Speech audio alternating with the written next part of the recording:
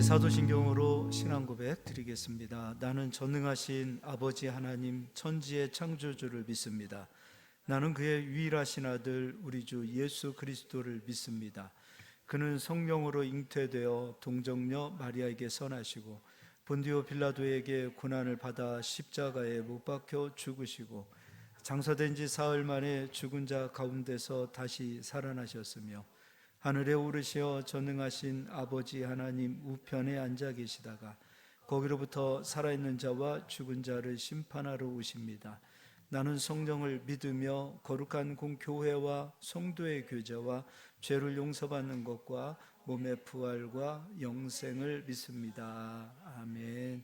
하나님의 말씀 보겠습니다. 신명기 33장입니다. 신명기 33장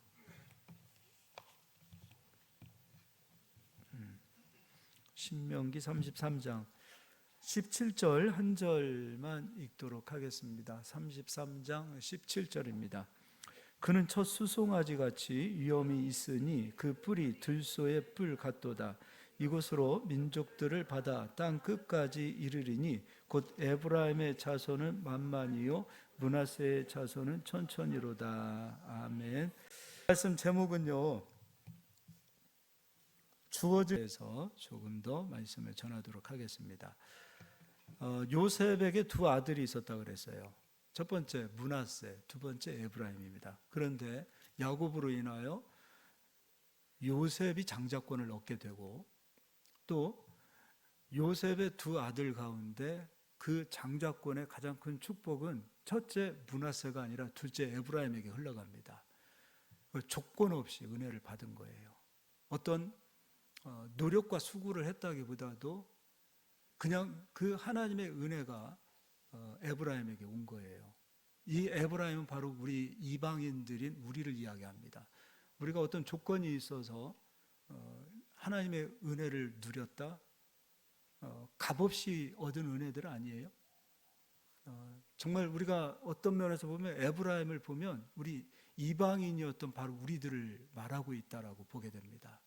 우리가 의로웠기 때문에, 깨끗했기 때문에, 거룩했기 때문에, 또는 신실했기 때문에 하나님께서 우리에게 은혜를 주신 것이 아니라 바울의 고백처럼 가장 죄인 되었을 때 하나님께서 우리를 만나 주셨고 예수 그리스도를 믿게 하셨고 예수님의 그 보혈의 피로 우리의 모든 죄를 씻어 주셨습니다. 우리는 믿기만 했는데 하나님의 은혜를 받았습니다. 이와 같이 에브라임도 마찬가지입니다. 태어나 보니 육적으로 금수저요, 영적으로는 장자권이 흘러오는 그 은혜를 누렸습니다. 최종적으로 이스라엘 땅에서의 장자권은 유다 지파가 누린 것 같지만 유다 지파의 장자권은 이방인인 우리들에게 옵니다. 우리들이 장자권을 누리는 소유한 자들이 되어진 거예요. 그래서 오늘 이 에브라임의 얘기는 다른 사람의 얘기로 듣지 말고 바로 이방인이었던 우리들로 좀 들으셨으면 좋겠어요. 이 은혜가 우리에게 임할 수 있도록. 그래서 에브라임이 걸어갔던 그 길을 걷지 않고 정말 우리가 걸어야 될 길, 우리가 마음을 먹어야 될 그 각오와 다짐들을 다시 새롭게 하는 그런 시간들이 됐으면 좋겠어요. 먼저요, 여호수아 18장을 뒤로 넘겨서 보도록 하겠습니다.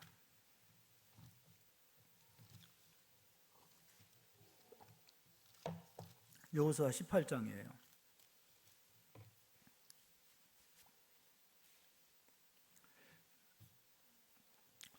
우리가 다 아는 것처럼 가나안 땅에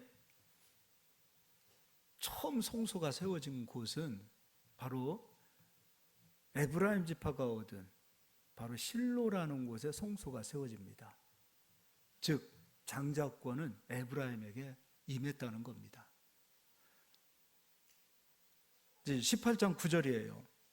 그 사람들이 가서 그 땅으로 두루 다니며 성읍들을 따라 7 부분으로 책을 그려서 실로 진영에 돌아와 여호수아에게 나오니.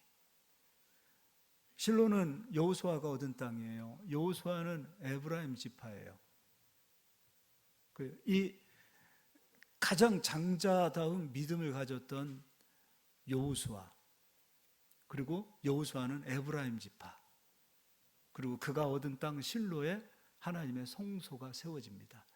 하나님의 은혜는, 하나님의 성소는 장자권이 있는 곳에 흘러가요. 장자는 무늬만 장자가 되어서는 안 돼요.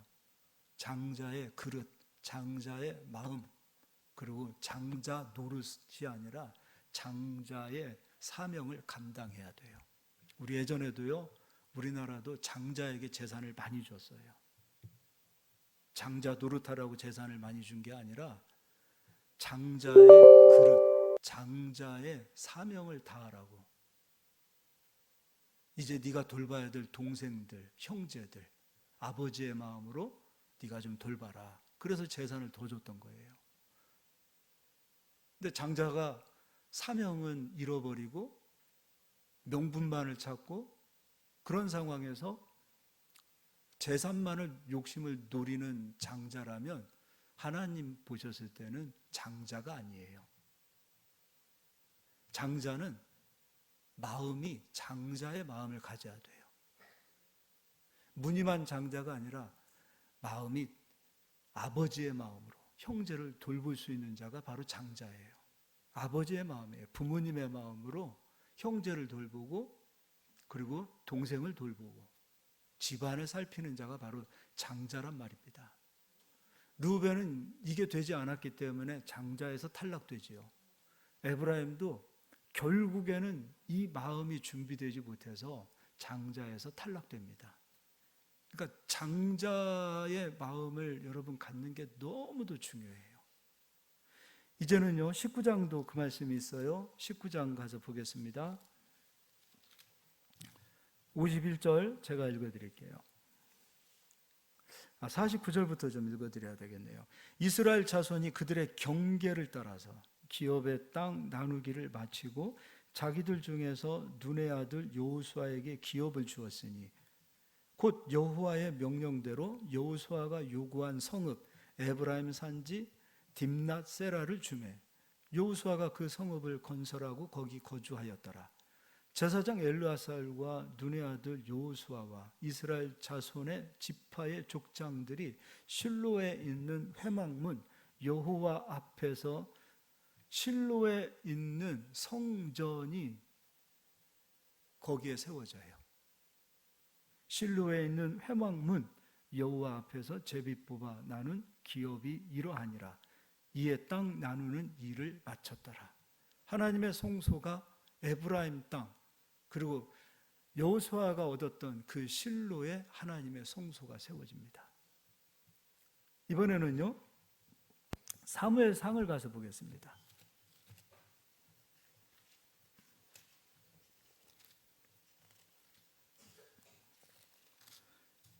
사무엘상 1장 3절 읽어드리겠습니다. 이 사람이 매년 자기 성읍에서 나와서 실로에 올라가서 만군의 여호와께 예배하며 제사를 드렸는데 엘리의 두 아들 홈니와 비느하스가 여호와의 제사장으로 거기에 있었더라. 이 시대에만 해도 아직까지 하나님의 성소는 실로에 세워져 있었습니다. 여기서 우리가 보면 홈니와 비느하스가 엄청 잘못하잖아요. 하나님의 제사를 멸시했잖아요. 근데 우리는 거기 한 구절만 보면 안 돼요. 에브라임 전체가 믿음이 다 식어져 버린 거예요. 제사장 한 사람이 잘못했다고 하나님이 옮기시는 게 아니에요. 다윗 한 사람이 잘못해서 인구조사를 해서 이스라엘에서 7만 명이 죽어가는 것이 아니라 이스라엘 백성 전체가 부패하니까 다윗을 들어서 인구조사를 하게 하셨고 인구조사한 결과로 7만 명이 죽어나가는 거예요. 백성들의 믿음이 뒤에 가서 이제 읽어드릴 텐데 백성들의 믿음이 예배드리는 믿음이 아닌 믿음으로 바뀌어버린 거예요. 제사장 한 사람만 잘못한 게 아니란 말이에요. 결국은 어떻게 되어지는가? 법궤를 하나님께서 옮겨버리십니다. 그것도 읽어보겠습니다. 사무엘상 4장입니다.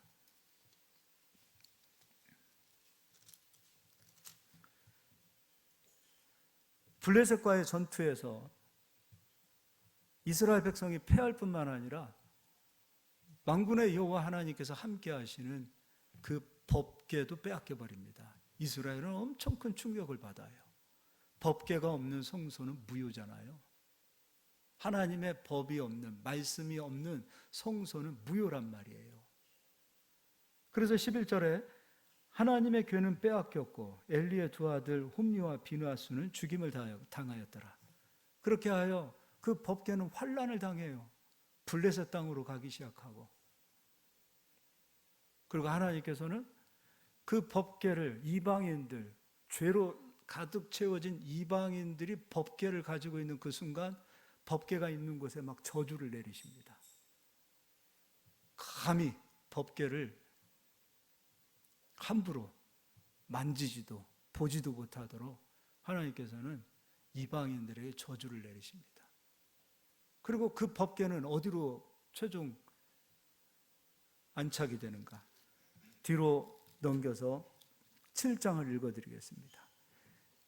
기랏 여아림 사람들이 와서 7장 1절 여호와의 궤를 옮겨 산에 사는 아비나답의 집에 들여놓고 그의 아들 엘리아사를 거룩하게 구별하여 여호와의 궤를 지키게 하였더라.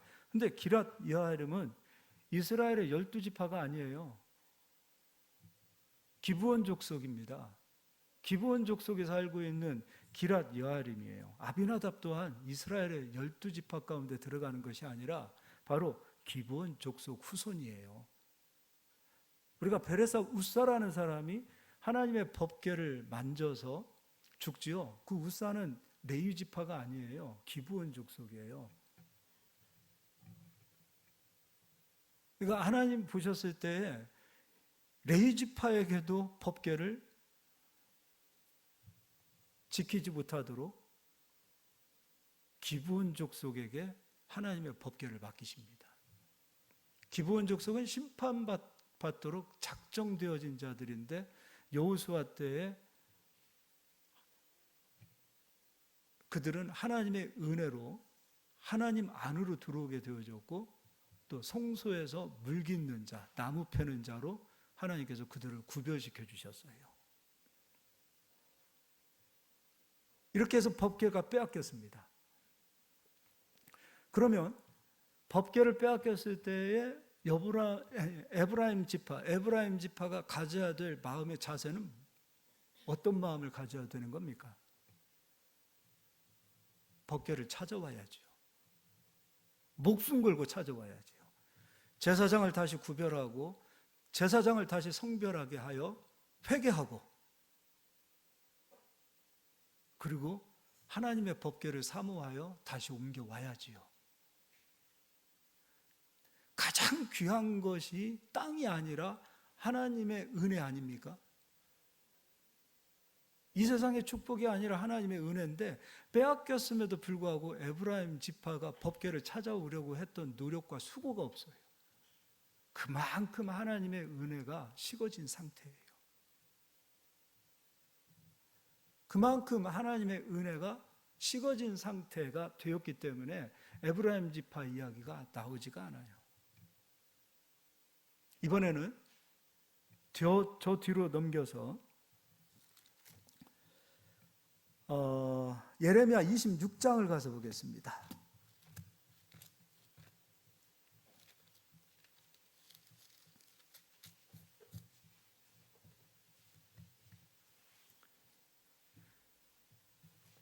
유다왕 요시아의 아들 여호야김이 다스리기 시작한 그때에 예레미야를 통해서 하나님께서 이스라엘 백성들에게 하나님의 말씀을 선포합니다. 근데 그때 실로의 기가 나와요. 이스라엘 백성들이 이때도 하나님께 예배하죠. 근데 예배를 하는 그들의 마음이 잘못됐다라고 하나님이 말씀하세요. 형식적인 예배, 자기 명분을 쌓는 예배, 진정한 예배를 드리지 못하는 그들의 그 모습을 보시면서 하나님께서 예루살렘 성전을 너희들이 그토록 자랑하고 예루살렘 성전에서 예배를 드리고 있다는 것에 대한 굉장한 자부심을 너희들이 가지고 살아가고 있는데 이 예루살렘 성전을 너희들이 온전한 예배자로 서지 못했기 때문에 실로처럼 무너뜨리겠다고 말씀하세요. 그럼 실로에 대한 교훈이에요. 그때 에브라임 사람, 이스라엘 사람들은 실로에서 예배할 때에 온전한 예배자로 하나님 앞에 서지 못했다는 거예요. 온전한 예배자가 아니었다는 거예요. 이제 읽어드리겠습니다. 저 밑으로 가서 4절입니다. 너는 그들에게 이와 같이 이르라. 여호와의 말씀에 너희가 나를 순종하지 아니하며 내가 너희 앞에 둔 내 율법을 행하지 아니하며, 말씀은 순종하지 않으면서 예배를 드리고 있는 그들을 향하여, 하나님의 말씀은 듣지도 않고 순종하지도 않으면서 형식적인 양을 잡고 소를 잡고 비둘기 잡고 그렇게 예배하고 있는 그들을 가리켜서 하나님께서는 책망하시는데, 어떤 책망을 하시는가? 실로처럼 성전을 버리시겠다고 말씀하세요.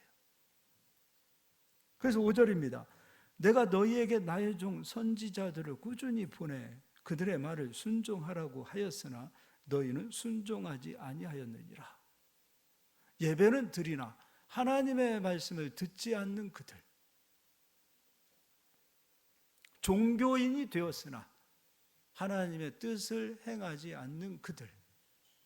그래서 6절에 내가 이 성전을 실로같이 되게 하고, 실로가 하나님의 최초의 성소가 세워졌던 가장 영광스러운 땅 아닙니까? 그런데 그 은혜를 하나님께서 옮겨버리시겠다는 거예요. 실로에 비교하고 있어요. 예배를 드리지 못한 백성들을 향하여. 내가 이 성전을 실로같이 되게 하고 이 성을 세계 모든 민족의 저주거리가 되게 하리라 하셨느니라. 예레미야가 여호와의 성전에서 이 말을 하매 제사장들과 선지자들과 모든 백성이 듣더라. 그런데 이때도요, 이스라엘 백성들이 이때 솔로몬이 세운 그 성전을 바라보고 이곳에서 예배할 때 얼마나 큰 자부심이 있었겠습니까? 그런데 실로와 같이 이 성전을 하나님께서 무너뜨리리라. 근데 그 말이 굉장히 기분 나빠요. 그래서 야, 쟤 좀 잡아. 그래서 예레미야를 죽이려고 합니다. 그러니까 그만큼 말씀은 멀어져 있고 형식적인 예배만 남아있는 이 상황. 말씀은 들으려고 하지 않고 형식적인 예배만 남아있는 상황. 요즘 우리 교회는 제가 이거는 결코 잘 타협을 하지 않으려고 하는 부분이에요. 제가 목회하는 날까지는 아마 그렇게 할 것 같아요. 요즘 보통 교회들 어떻습니까? 찬양하고 이것저것 순서 다 하고 또 대표기도 하고 또 광고하고 이것저것 다 빼고 1시간 안에 이 모든 것을 다 하다 보니까 설교 시간은 갈수록 줄어드는 거예요. 설교 시간이 20분, 30분, 예전에는 그래도 한 40분씩 했던 교회들이 이제는 30분이 뭡니까? 20분 안에 다 끝나고 있는 상황이 되어졌지요. 예배는 기본적으로 하나님의 말씀을 들으려고 오는 거지요. 그리고 그 예배가 완성되어지는 것은 들었던 그 하나님의 말씀에 순종하려고 나가는 거예요. 그래서 예배의 완성은 세상에서 이루어지는 거예요. 말씀을 도통 들으려고 하지 않는 이 모습은 바로 실로와 같이, 예루살렘 성전과 같이 무너질 때가 됐다는 거예요. 형식적인 종교적인 이런 행위만 남겨진 것을 예배라고 하나님 보시지 않으세요? 하나님 말씀이 선포되어져야 되고 하나님 말씀을 들어야 될 거 아닙니까? 그래야 하나님의 뜻이 무엇인지를 알 거 아닙니까? 그래야 내가 고쳐야 될 점이 무엇인지를 알 거 아닙니까? 솔직하게 집에 가서 성경들 보십니까? 그만큼 우리에게 시간들 여유가 그렇게 성경을 한가하게 볼만한 그러한 시간을 가지신 분들이 얼마나 되십니까? 그럼 적어도 교회 와서 하나님의 말씀을 들을 때 정말 그 말씀을 어떠한 심령으로 들어야 할지를 생각해 보셔야죠. 교회는 기도만 하는 곳이 아니에요. 찬송만 하는 곳이 아니에요. 그 중심에 하나님의 말씀이 들려가야 돼요. 말씀을 들을 수 있는 사람들이 되셔야 돼요. 말씀을 듣지 못하는 상황이 되어지면 말씀을 듣지 못하고 있는 내 영적인 상태 때문에 그때 금식 좀 하세요. 막 목숨 걸고 하나님, 내 귀에 하나님의 말씀이 들려오지 않고 내가 자꾸 말씀을 밀어내려고 하고 있고, 예수님께서도 금식에 대해서 말씀하셨어요. 신랑을 빼앗길 때 금식하라 그래요. 신랑은 예수님이에요. 예수님은 말씀이세요. 말씀이 들려오지 않는다. 그거 심각한 거예요. 이미 내 속에 내 지식과 내 자아와 지금까지 우리가 사울도 보았고 베냐민 지파도 보았고 수많은 지파들을 보아왔어요. 자기 속으로 가득 채워져 있는데 말씀이 들려옵니까? 교만한데 말씀이 들려갑니까? 새벽에 우리가 질그릇 얘기하는데 교만, 자기 자의식, 자기 자아, 자고함, 이런 어떤 자기 자존심, 자기 명예, 이런 것으로 가득 우상으로 채워져 있는데 하나님의 말씀이 담겨지겠느냐 이거예요. 안 들어와요. 그러면 금식하고 몸을 쪼개서라도 막 내 마음을 찢어서라도 통회하고 자복하고 하나님의 말씀을 들을 수 있는 그 온유한 심령, 부드러운 심령, 겸손한 심령이 되어질 수 있도록 하나님 이 불쌍한 놈을 좀 깨트려 주십시오 하고 엎드릴 수 있어야 되겠지요. 그렇지 않아요? 할렐루야. 예. 그래야 됩니다. 그래야 돼요.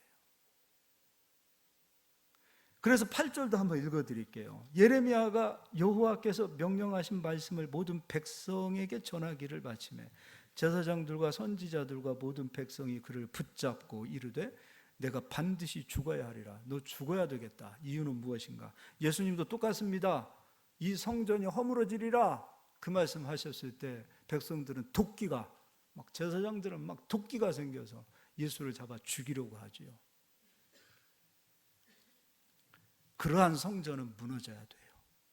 그리고 그러한 성전은 무너뜨립니다. 형식만 남아있는 예배는 하나님이 깨트리십니다. 그래서 9절입니다. 어찌하여 내가 여호와의 이름을 의지하고 예언하여 이르기를 이 성전이 실로같이 되겠고 이 성이 황폐하여 주민이 없으리라 하느냐 하며, 실로같이 성전이 무너지리라 그 말이 되게 기분 나빴던 거예요. 그러니까 에브라임 지파가 소유했던 그 실로 땅에 성소가 무너졌던 것은 이스라엘 백성 전체가 가지고 있는 충격이었다 그 얘기예요. 법궤를 빼앗기고 그리고 성소를 잃어버린 그 상황에서 다 알고 있는 얘기란 말이에요. 이 성이 황폐하여 주민이 없으리라 하느냐 하며 그 모든 백성이 여호와의 성전에서 예레미야를 향하여 모여드니라. 왜요? 죽이겠다는 거예요. 이번에는 호세아 12장을 가서 보겠습니다. 다니엘, 호세아 다음에 요엘 그렇게 되죠. 12장입니다. 에브라임에 대해서 호세아가 예언을 합니다. 1절입니다. 에브라임은 바람을 먹으며 동풍을 따라가서 종일토록 거짓과 포악을 더하여 아수르와 계약을 맺고 기름을 애굽에 보내도다. 여호와께서 유다와 논쟁하시고 야곱을 그 행실대로 벌하시며 그의 행위대로 그에게 부응하시리라. 야곱은 모태에서 그의 형의 발 뒤꿈치를 잡았고 그 힘으로는 하나님과 겨루되, 4절 야곱 얘기를 하고 있어요. 천사와 겨루어 이기고 울며 그에게 간구하였으며 하나님은 베델에서 그를 만나셨고 거기에서 우리에게 말씀하셨나니 여호와는 만군의 하나님이시라. 여호와는 그를 기억하게 하는 이름이라. 그런즉 너희 하나님께로 돌아와서 인애와 정의를 지키며 항상 너희 하나님을 바랄지니라. 야곱 얘기를 하고 있어요. 야곱이 하나님의 은혜를 붙들기 위하여 천사와 씨름할 정도로 하나님의 은혜를 빼앗기지 않으려고 구했던 그걸 얘기하고 있어요. 그러면서 또 에브라임을 얘기하고 있어요. 밑에 8절입니다. 에브라임이 말하기를 나는 실로 부자라. 에브라임은 하나님 축복을 땅에서 많이 받았잖아요. 그래서 하나님 별로 의지할 만한 마음을 갖기 싫다는 거예요. 땅에서 너무나 큰, 태어나 보니 금수저요. 가나안 땅 들어가서도 장자가 되어져서 가장 노른자 땅을 또 받아내고요. 그리고 실로 그곳에 하나님의 성소가 세워지고요. 그래서 야곱은 나는 부족하기에 하나님의 은혜가 없으면 안 된다 하고 하나님의 은혜를 간구했던 자고, 에브라임은 부족한 것이 없어요. 진짜 축복은 땅의 것이 아니라 하늘의 것 아닙니까? 에브라임은 진짜 축복을 땅의 것으로 잡았어요. 그래서 여러분, 금수저로 태어난 사람들 너무 부러워하지 마세요. 에브라임이 8절 말하기를 나는 실로 부자라. 내가 재물을 얻었는데 내가 수고한 모든 것 중에서 죄라 할 만한 불의를 내게서 찾아낼 자가 없으리라 하거니와.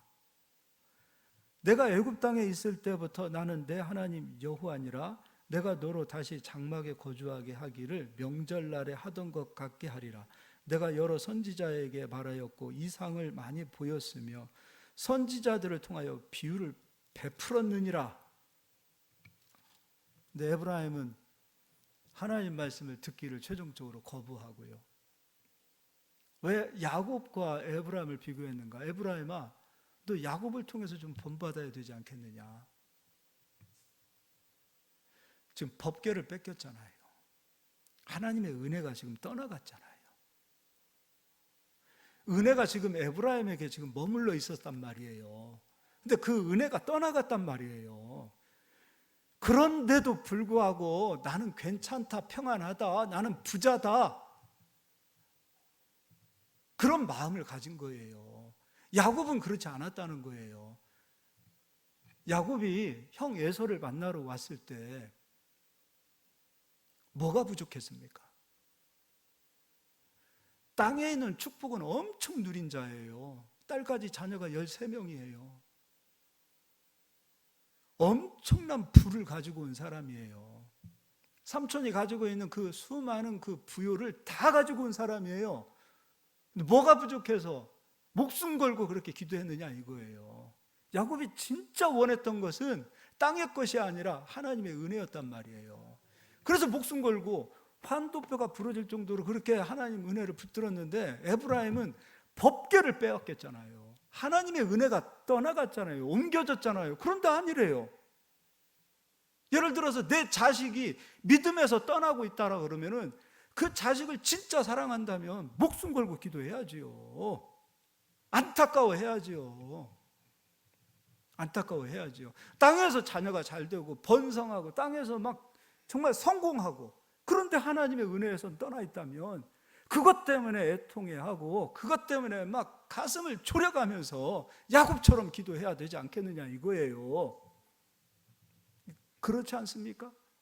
땅에서 잘 되는 게 그 뭐 대수롭습니까? 땅에서 천만금을 벌었다고 해도, 대기업의 회장이 되고 사장이 되었다 하더라도 예수 못 만나면 그는 실패한 인생이요, 심판받는 인생이에요. 불쌍한 인생이란 말이에요.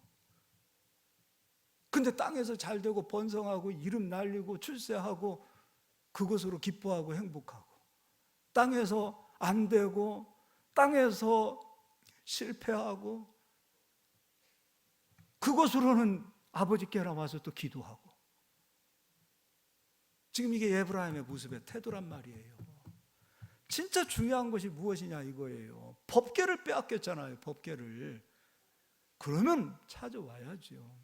이 빼앗긴 은혜를 다시 찾아오기 위해서는 그 은혜에 대한 가치를 다시 가장 귀하게 여기는 마음을 가지고 와야 될 거 아닙니까? 그렇지 않아요? 그거죠. 가장 중요한 게 그거잖아요. 에브라임에게 부족한 것이 저울로 다뤄보았더니 에브라임은 그것이 부족했던 거예요. 하나님의 은혜가 떠나가도 떠나가는가 보다.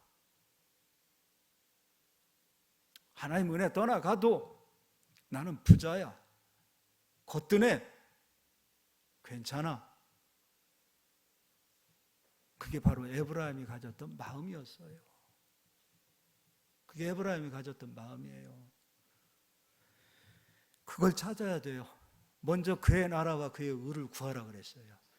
하나님의 은혜를 먼저 찾아야 돼요. 자기 것 먼저 찾으려고 하지 마세요. 하나님의 은혜를 먼저 구하는 저희들이 되셔야 돼요.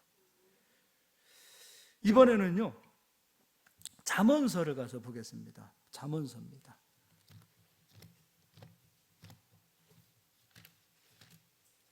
잠언서 8장 17절입니다.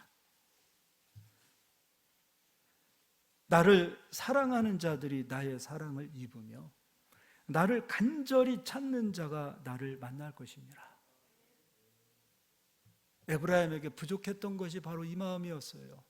하나님을 너무 사랑하지 않아요. 세상을 너무 사랑해요. 땅의 것을 너무 사랑해요. 태어나 보니 금수저요. 부족한 것이 없는 자신의 삶에 너무 만족했어요. 근데 진짜 귀한 것을 몰랐어요. 우리는 하나님 사랑을 여러분 입어야 됩니다. 그러기 위해서는 하나님 사랑하셔야 돼요. 또 하나님 간절히 찾아야 돼요. 천국은 침노하는 자의 것이에요. 그냥 가만히 앉아있는데 천국의 은혜가 오지 않아요. 천국은 침노하는 거예요. 예배도 침노하는 거예요. 막 사모하는 거예요. 빼앗기지 않으려고 몸부림치는 거예요. 18절에 부귀가 되게 있고 장구한 재물과 공의도 그러하니라. 우리는 자꾸 땅에서 부귀를 찾고 재물과 공의를 땅에서 찾으려고 그래요. 근데 이 모든 것이 하나님에게 있단 말이에요. 그래서 하나님을 찾으라는 거예요. 먼저 그의 나라와 그의 의를 먼저 구하라. 그리하면 이 모든 것을 너에게 더하시리라. 왜냐하면 그의 나라와 그의 의에 이 모든 것이 다 들어가 있단 말이에요. 근데 땅의 것을 찾기 위해서 하나님 찾지 마시고요, 하나님을 순전히 찾아보십시오. 그럼 이 모든 것을 더하게 하시겠다고 예수님도 약속하셨어요. 19절에 내 열매는 금이나 정금보다 나으며 내 소득은 순금보다 나으니라. 나는 정의로운 길로 행하며 공의로운 길 가운데로 다니나니. 하나님은 우리를 어떻게 사랑하시는가? 내가 너 사랑한다 말로만 그렇게 말씀하시지 않으세요. 느낌으로 내가 너 사랑하는 거 알지? 느낌으로만 그렇게 주시지 않아요. 하나님 우리를 어떻게 사랑하시는가? 하나님은 하나님이 사랑하는 자를 풍성한 재물로 역사하셔요. 이렇게 약속하고 있어요. 읽어보겠습니다. 21절 다 같이 읽겠습니다. 이는 나를 사랑하는 자가 재물을 얻어서 그 곳간에 채우게 하려 함이니라. 하나님께서 우리를 사랑하실 때에 풍성한 재물을 그들의 곳간에 가득 채워주시겠다는 거예요. 이것은 어느 날 갑자기 있는 약속의 말씀이 아니에요. 이 약속의 말씀은 태초부터 있었던 말씀이에요. 이스라엘 백성들에게 율법을 주셨을 때도 이 말씀이 있었어요. 잠언서에 와서 갑자기 하신 말씀이 아니란 말이에요. 율법 안에도 이 말씀이 있어요. 그리고 우리 그리스도인들에게도 이 말씀이 있어요. 하나님을 진짜 사모하고 사랑해야 돼요. 우선순위가 하나님이에요. 우선순위가. 근데 저 밑으로 내려가세요. 또 이런 말씀도 있어요. 35절입니다. 대저 나를 얻는 자는 생명을 얻고 여호와께 은총을 얻을 것임이니 그러나 나를 잃는 자는 자기의 영혼을 해하는 자라. 지금 이 말씀을 에브라임에게 갖다 적용해 보자고요. 법궤를 빼앗겼잖아요. 하나님의 은혜를 잃어버렸잖아요. 그런데 아무렇지도 않아요. 성령이 소멸이 되고 있는데도 아무렇지도 않아요. 그래서 기도하는 게 필요해요. 기도하지 않은 사람들은 성령이 소멸이 돼도 소멸됐는지를 몰라요. 기도하는 사람은 내가 성령으로 기도하고 있는지 육으로 기도하고 있는지를 알아요. 그래서 늘 깨어서 기도하시라는 거예요. 기도하지 않으면 성령이 소멸이 되어도 몰라요, 내가 성령이 소멸되어졌는지를. 왜냐하면 몰라요, 영적인 것을. 그러나 기도하며 깨어 있었던 사람들은 성령께서 소멸되면 기도하면 알아요. 내가 지금 성령으로 기도하는지 육으로 기도하는지. 말씀 듣고서도 10분을 못 앉아 있어요, 5분을 못 앉아 있어요. 안 돼요, 기도가. 성령이 소멸이 되면. 왜냐하면 육신으로 가득 채워져 있단 말이에요. 기도가 안 돼요. 그래서 기도해야 성령으로 깨어 있습니다가 아니라 기도하고 있어야 성령으로 깨어 있는지 깨어 있지 않는지를 분별하고 안단 말이에요. 기도가 그만큼 중요한 거예요. 근데 오늘 에브라임 보세요. 간절함도 없어요. 막 사모함도 없어요. 구하려고 하지도 않아요. 찾으려고 하지도 않아요. 두드리려고도 하지 않아요. 왜냐하면 육신적으로는 그냥 살잖아요. 하나님의 은혜가 떠났어도 밥 세 끼 먹고 살잖아요. 하나님의 은혜가 떠났어도 직장 다니고 돈 벌고 여행 다니고 먹고 살잖아요. 그러니까 아무렇지도 않은 거예요. 영적으로 무뎌져 있는 이 상태에서, 하나님의 은혜에 대한 가치를 모르는 상태에서 법궤를 빼앗겼는데도 불구하고 아무렇지도 않아요. 하나님의 은혜가 옮겨졌음에도 불구하고 아무렇지도 않아요. 그 상태가 하나님을 미워하는 거랍니다. 그래서 36절, 그러나 나를 잃는 자는 자기의 영혼을 해하는 자라. 나를 미워하는 자는 사망을 사랑하느니라. 에브라임에게 적용해 보자고요. 은혜를 잃어버렸어요. 아무렇지도 않아요. 아무렇지도 않는 이 모습을 보세요. 이게 바로 우리 모습이라면 얼마나 심각하냐 이거예요. 이게 바로 내 모습이라면 얼마나 심각하냐 이거예요. 우리가 예수 믿는 사람들 교회에서 뭐 1000만이니 500만이니 엄청 이야기들을 하고 있어요. 근데 영적으로 진짜 살아있는 성도들 몇 프로나 되겠습니까? 예? 몇 프로나 되겠어요? 몇 프로나 깨어 있겠습니까 지금? 은혜가 식어졌어도 아무렇지도 않아. 육적으로 세상에서 조금 안 되면 그때 비로소 하나님 앞에 와서 좀 엎드리려고 하고 있는 이 모습들 보세요. 잘 나갈 때 은혜가 식어진 거에 대해서는 아무렇지도 않아. 그만큼 둔감해요. 그냥 눈에 보이는 것, 이것이 부족하면 그것 때문에 그냥 가슴 졸이고 애통해하고 그런 모습들이 있지, 진짜 영적인 은혜가 소멸되고 있는 것에 대해서 가슴 아파하고 막 그 은혜를 찾으려고 하고 그런 모습이 몇 프로나 있겠습니까? 몇 프로나 기도합니까 지금? 몇 프로나? 몇 프로나? 몇 프로나 깨어서 기도하고 있습니까 지금 이 시대가? 몇 프로나?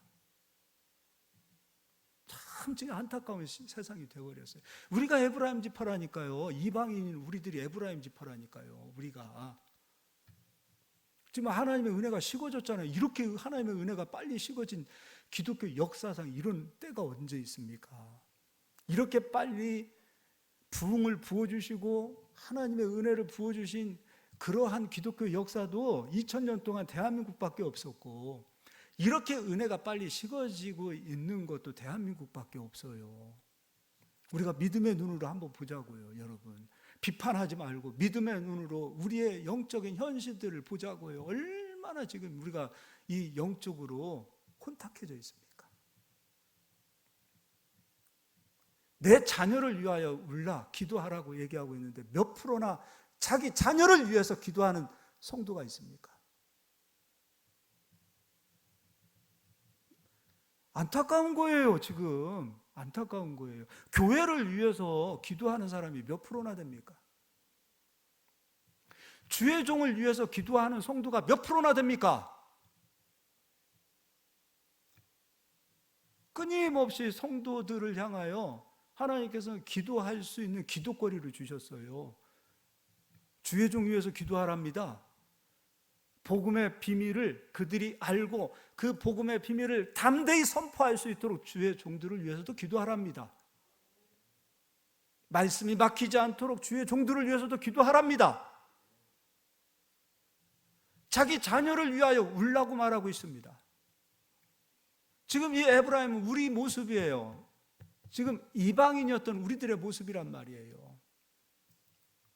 기도하라고 얘기하고 있고 깨어있으라고 얘기하고 있고 구하라, 찾으라, 두드리라 끊임없이 얘기하고 있단 말이에요.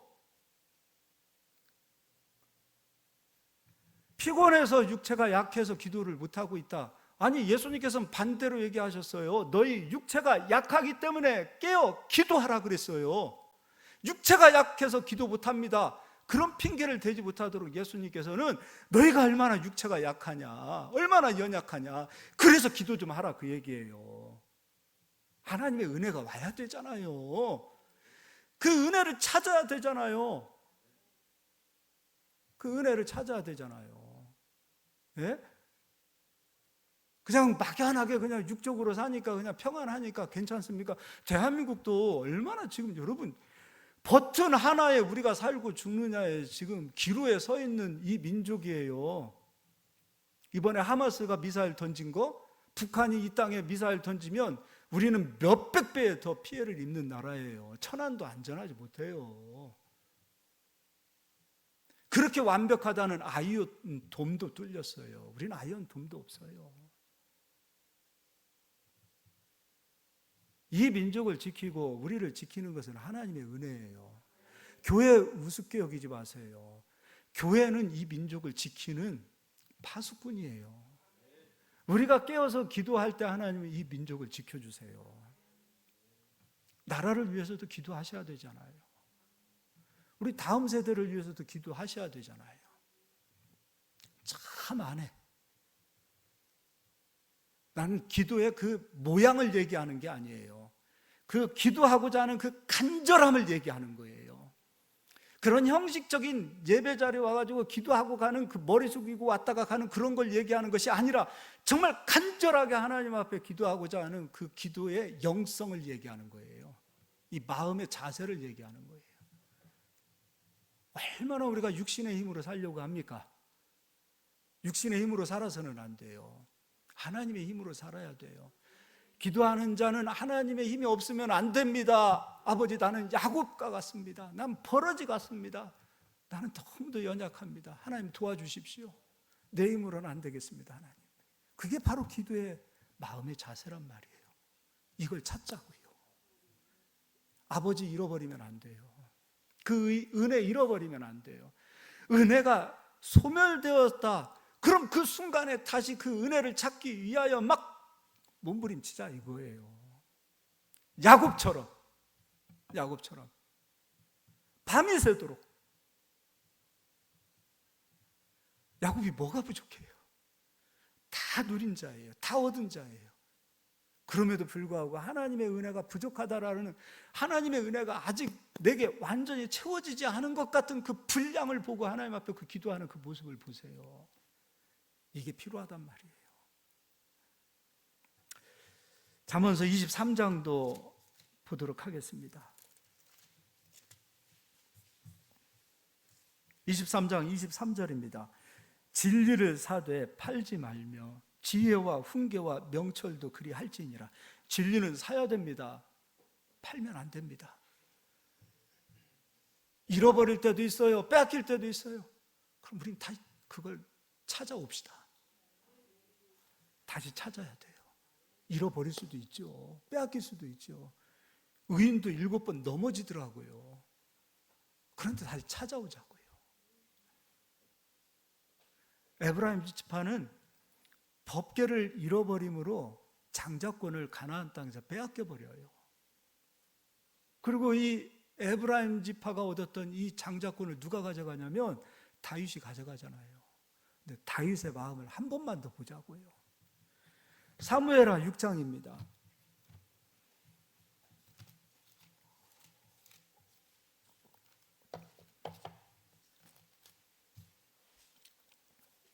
다윗이 다윗성을 점령하고서 가장 먼저 했던 일이 무엇이냐면 법궤를 찾아오는 거예요. 은혜를 찾아오는 거예요. 왜 하나님이 다윗을 그토록 사랑하셨을까? 왜 다윗에게 등불 언약과 함께 장자권을 넘겨주셨을까? 장자 자격이 되잖아요. 아버지 하나님의 마음을 아는 자잖아요. 그리고 예배자잖아요. 다윗의 이 예배드림을 보세요. 자기가 없어요. 속옷이 벗어질 정도로 덩실덩실 기뻐서 춤을 추고 있어요. 부끄러워하지도 않아요. 하나님 앞에서 이러한 예배자로 다윗은 일평생 살겠다고 고백을 하고 있어요. 자기 체면이 어디 있습니까? 자기 자존심이 어디 있습니까? 자기는 다 깨지고 부서졌습니다. 그리고 오직 하나님의 은혜를 사모해요. 그렇게 법궤를 다윗성으로 모셔와요. 그동안에 있는 사람들은 다 뭐 했느냐 이거예요. 장자의 마음을 가진 거죠. 아버지 마음을 제대로 이해한 거죠. 6장 1절을 보겠습니다. 다윗이 이스라엘에서 뽑은 무리 3만 명을 다시 모으고 다윗이 일어나 자기와 함께 있는 모든 사람과 더불어 바알레 유다로 가서 거기서 하나님의 궤를 메어 오려 하니 그 궤는 그룹들 사이에 좌정하신 만군의 여호와의 이름으로 불리는 것이라. 어쨌든 옮겨옵니다. 그 가운데 실수도 있지요. 그러나 다시 실수한 가운데에 다윗성으로 오지 못하고 오벳 에돔 집에 석 달 머물러 있는 그 상황 속에서도 다윗은 다시 하나님의 은혜를 다시 사모해서 법궤가 자기에게 와야 되는데 자기에게 오지 못하고 석 달 동안 다른 곳에 있다라는 것으로 질투하면서, 하나님만 질투하면 안 돼요. 우리도 하나님의 은혜에 좀 질투해야 돼요. 그래서 다시 법궤를 옮겨와요. 읽어보도록 하겠습니다. 11절입니다. 여호와의 궤가 가드 사람 오벳 에돔의 집에 석 달을 있었는데 여호와께서 오벳 에돔과 그의 온 집에 복을 주시니라. 어떤 사람이 다윗 왕에게 아뢰어 이르되 여호와께서 하나님의 궤로 말미암아 오벳 에돔의 집과 그의 모든 소유에 복을 주셨다 한지라. 다윗이 가서 하나님의 궤를 기쁨으로 메고 오벳 에돔의 집에서 다윗성으로 올라갈새 여호와의 궤를 맨 사람들이 6걸음을 가매 다윗이 소와 살찐 송아지로 제사를 드리고 다윗이 여호와 앞에서 힘을 다하여 춤을 추는데 그때에 다윗이 배 에봇을 입었더라. 다윗의 마음을 보셨죠? 석 달도 못 참아요. 석 달도. 어지간한 사람이면 그래 실패했으니까 실패를 크게 기억하고서 아직 내가 때가 안 됐나 보다, 다시 하나님이 기회 주시면 그때 하지. 그리고 주저앉았을 수도 있어요. 다윗 보세요. 지금 아니면 안 되지. 실패를 크게 기억하지 않는 모습을 보세요. 그리고 그 은혜를 다시 얻기 위하여 다시 법궤를 자기 다윗성으로 모셔오는 그 모습을 보세요. 이 간절함이, 이 하나님의 은혜를 이 사모하는 그 사모함이 하나님 보실 때 너무도 마음에 합한 거예요. 그러니까 다윗을 사랑하시는 거예요. 하나님은 미워도 하세요. 야곱은 사랑했고 에서는 미워했다 그랬어요. 다윗은 마음에 합한 자라 그랬어요. 하나님께서 오늘 잠언서에서도 하나님 잃어버리면 미워하신다고 말씀하셨어요. 에서는 장자권 잃어버렸잖아요. 그래서 미워하는 거예요. 에브라임도 하나님의 미움을 받는 거예요. 왜요? 은혜를 잃어버렸잖아요. 잃어버렸으면 찾아와야지요. 찾아와야죠. 구해야죠. 두드려야죠. 다윗은 달랐잖아요. 하나님의 은혜를 막 사모하는 이 모습을 보십시오. 따라서 하겠습니다. 복받을 자가 하나님께 복받습니다. 이건 진리입니다. 아무에게나 하나님 복 주시는 거 아니에요. 아무에게나 하나님의 은혜가 흘러가는 거 아니에요. 여러분, 우리는 약합니다. 은혜를 빼앗길 수도 있어요. 소멸될 수도 있어요. 때로는 넘어질 수도 있어요. 그러나 실패를 크게 잡지 마시고 다시 찾아오세요. 이거 빼앗기면 죽습니다 하고 예배자리 포기하지 마시고 내게 주신 사명 포기하지 마시고 빼앗기지 마세요. 명분 그런 건 다 버려도 돼요. 지위 다 버려도 돼요. 그런 거 아무 쓰잘데기 없어요. 그러나 하나님 놓치면 안 된다. 은혜 놓치면 안 된다. 명분 찾다가 교만하다가 하나님에게 미움받고, 하나님은 대적하신다고 말씀하셨잖아요. 그런 건 찾지 마세요. 에브라임처럼 명분만 찾으려고 하는 그런 거 찾지 마시고 하나님 놓치면 안 된다. 하나님만 찾고 하나님만 구하고 하나님의 은혜를 놓치지 않는 저희들이 됐으면 좋겠어요. 할렐루야. 네, 요한계시록 2장을 가서 보겠습니다.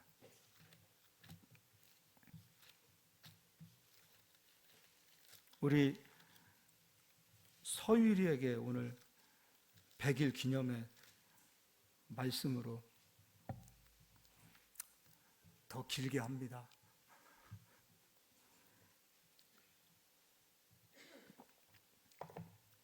에베소 교회에 하나님이 하시는 말씀이 있어요. 여기 계시록에 나오는 모든 7개는 다 이방인들의 교회 아닙니까? 예수 그리스도를 통하여 하나님의 은혜가 흘러왔던 교회들이에요. 그런데 하나님께서 책망하시는 내용들을 한번 보자고요. 4절입니다. 그러나 너를 책망할 것이 있나니 너의 처음 사랑을 버렸느니라. 우리 주님 만난 그 첫사랑이죠.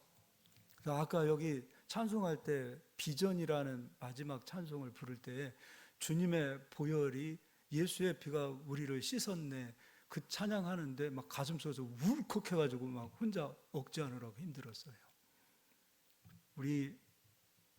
우리가 의로워서 우리가 하나님의 자녀된 거 아니잖아요.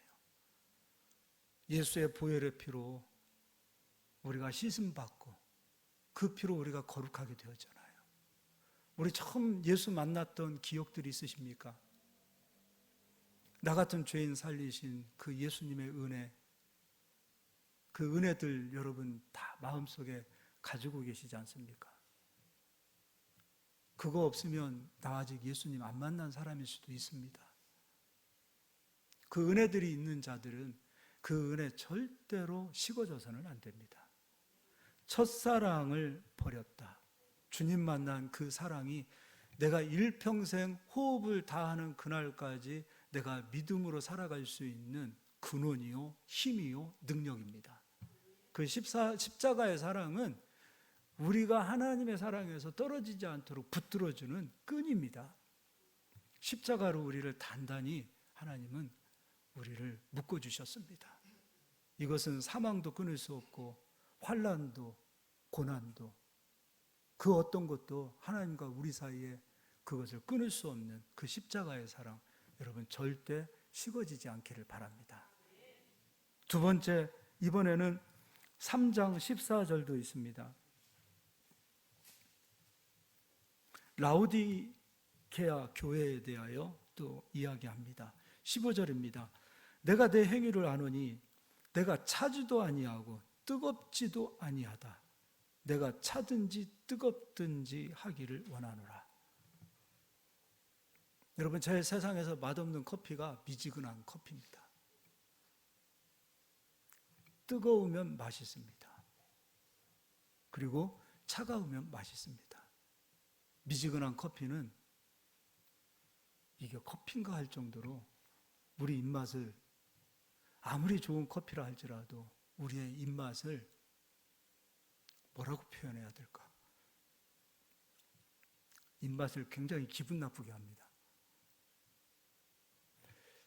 마찬가지입니다. 우리의 믿음이 뜨거워야 됩니다.